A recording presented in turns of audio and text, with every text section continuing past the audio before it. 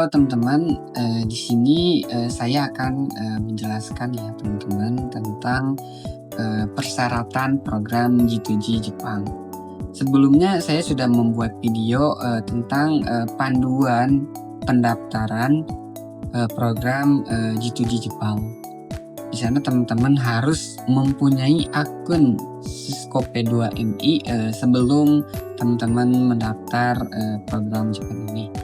Nah, di video kali ini saya akan menjelaskan tentang syarat apa saja sih yang dibutuhkan untuk program G2G Jepang ini. Nah, supaya videonya tidak lama ya, tidak terlalu lama karena lumayan banyak ya teman-teman persyaratannya. Kita langsung saja teman-teman ya ke website KP2MI-nya karena sebenarnya di sana pun sudah tertera persyaratan apa saja yang dibutuhkan untuk mengikuti program G2G Jepang ini.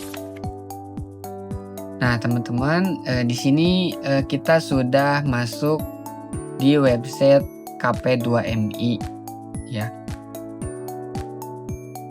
Supaya tidak lama, kita langsung saja ya ke persyaratan pendaftaran calon PMI kandidat nurse Kanggoshi dan calon PMI kandidat care worker atau kaigo posisi. Nah, di sini ada syarat-syarat ya teman-teman untuk mengikuti programnya. Yang pertama, syarat khusus calon PMI kandidat care worker atau kaigo posisi. Di sini ada 4 poin. Yang pertama, berusia minimal 18 tahun. Yang kedua, pendidikan D3 keperawatan atau D4 keperawatan, S1 keperawatan atau D3 non keperawatan ditambah sertifikat care worker dari lembaga pelatihan. Jadi yang non keperawatan teman-teman harus nyantumin ya sertifikat care worker dari lembaga pelatihan. Yang ketiga, di sini teman-teman harus scan surat pernyataan bersedia ditempatkan sebagai care worker atau kaigo posisi di Jepang ditandatangani di atas materai 10.000 diketik manual atau komputer. Nah, ini nanti dokumennya ada ya teman-teman di bagian bawah ya. Di sana nanti ada link ya buat scan surat pernyataan ini. Dan nanti tinggal teman-teman isi saja. Yang keempat, scan sertifikat kelulusan kemampuan bahasa Jepang N5 setara JLPT yang dikeluarkan oleh LPK, LKP atau lembaga kursus yang sudah memiliki izin resmi dari Dinas Tenaga Kerja Kabupaten, Kota, dan atau Dinas Pendidikan Kabupaten atau Kota. Yaitu untuk kandidat care worker ya teman-teman atau kaigo posisi. Nah, yang kedua, syarat khusus calon PMI nurse. Di sini ada 5 poin.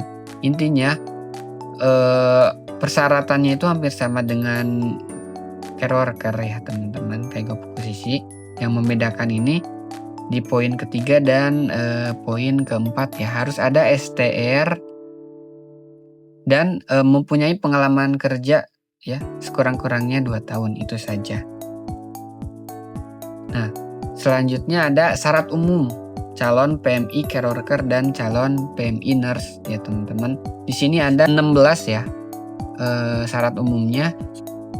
Yang pertama, scan EKTP, yang kedua scan paspor, yang ketiga scan kartu pencari kerja, yang keempat scan ijazah dalam bahasa Indonesia dan bahasa Inggris dalam satu file. Yang kelima, scan transkrip nilai akademik dalam bahasa Indonesia dan bahasa Inggris dalam satu file. Yang keenam, scan sertifikat pelatihan care worker bagi calon PMI lulusan D3 non keperawatan ya teman-teman. Diunggah di kolom sertifikasi kompetensi kerja. Nah, ini syarat keenam ini tuh buat teman-teman yang basicnya non keperawatan. Jadi itu harus nyantumin sertifikat pelatihan care worker. Yang ketujuh, scan asli surat izin dari orang tua, wali, suami istri yang ditandatangani di atas materai 10.000. Diketik manual atau komputer. Wajib diketahui lurah atau kepala desa. Yang kedelapan, scan surat keterangan catatan kepolisian atau SKCK. Yang kesembilan, scan surat keterangan sehat. Yang ke-10, scan pas foto berwarna terbaru dengan latar belakang putih. Yang ke-11, scan surat pernyataan tidak akan menuntut ganti rugi apabila dalam proses penempatan ditemukan kasus yang diakibatkan oleh calon PMI sehingga calon PMI dikeluarkan dari tempat pelatihan yang ditandatangani di atas materai 10.000. Yang ke-12, scan surat pernyataan tidak akan mengundurkan diri setelah dinyatakan lulus matching yang ditandatangani di atas materai 10.000. Ke-13, scan dokumen Form 5 untuk pelamar nurse atau Form 6 untuk pelamar care worker yang telah diisi dan ditandatangani pelamar. Ke-14, scan surat pernyataan pelindungan data pribadi yang telah ditandatangani. Yang ke-15, bagi calon pekerja migran Indonesia atau CPMI yang dinyatakan lulus matching, apabila mengundurkan diri maka tidak akan atau tidak dapat mengikuti program G2G ke Jepang selama 2 tahun.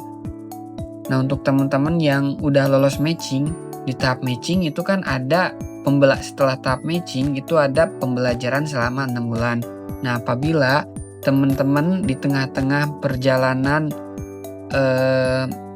pembelajaran teman-teman mengundurkan diri secara sepihak, nah teman-teman nantinya ketika pengen mendaftar ulang di tahun depan itu teman-teman tidak akan bisa, karena di sini tertera atau tertulis tidak dapat mengikuti program G2G ke Jepang selama 2 tahun. Jadi teman-teman tidak bisa mendaftar selama 2 tahun setelah teman-teman mengundurkan secara sepihak setelah lulus matching tersebut.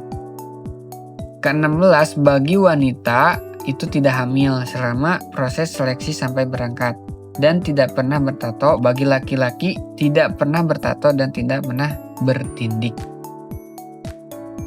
Nah, ini ada catatan-catatan yang mungkin bisa teman-teman baca juga ya. Nah, karena kalau misalnya saya jelaskan satu persatu ini bakal panjang durasi videonya. Jadi silahkan teman-teman cek langsung di website KP2MI-nya ya teman-teman. Nah, di sini juga ada pendaftaran. Nah, untuk pendaftaran yang sudah saya buatkan video sebelumnya ya, di video sebelumnya, yaitu cara mendaftar akun Sisko P2MI. Ya, teman-teman yang belum nonton videonya silahkan cek ya video sebelumnya yang sudah aku buat tentang pendaftaran akun Sisko P2MI ya teman-teman. Nah, di sana teman-teman harus mengisi data diri teman-teman ya, seperti nik, nama, tanggal lahir, dan lain-lain seperti itu. Nah, ini mekanisme pendaftaran bisa teman-teman juga baca ya, karena bakal panjang kalau saya jelasin. Terus waktu pendaftarannya, nah ini jangan sampai teman-teman lewat dari batas waktu pendaftaran ya. Untuk pendaftaran itu dibuka dari tanggal 1 Februari sampai dengan 28 Mei ya 2026 sampai pukul jam 11.59 waktu Indonesia Barat. Nah, ini untuk verifikasi dokumen ya teman-teman. Tinggal teman-teman baca ya.